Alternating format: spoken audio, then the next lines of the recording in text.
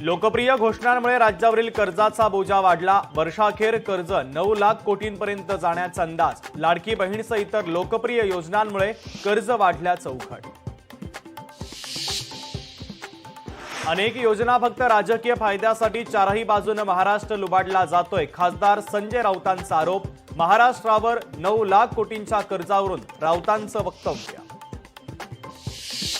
श्वेतपत्रिका जाहीर करा नाहीतर काळी पत्रिका जाहीर करू, नाना पटोलेंचा महायुतीला इशारा। राज्यात नवीन अॅनिमेशन आणि गेमिंग धोरणाला मंजुरी। राज्य सरकारच्या कॅबिनेटच्या बैठकीत महत्त्वाचा निर्णय। पंतप्रधान मोदी माझे दुश्मन नाहीत, परंतु मोदी शिवसेना संपवायला निघालेत। उद्धव ठाकरेंचं मोठं वक्तव्य। धाराशिवमधील विविध पक्षातील कार्यकर्ते ठाकरेंच्या शिवसेनेत। उद्धव ठाकरेंच्या उपस्थितीमध्ये मातोश्रीवर पक्षप्रवेश।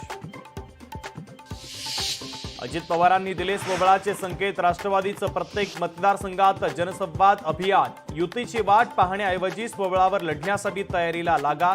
अजित पवारांचे माजी नगरसेवकांना निर्देश।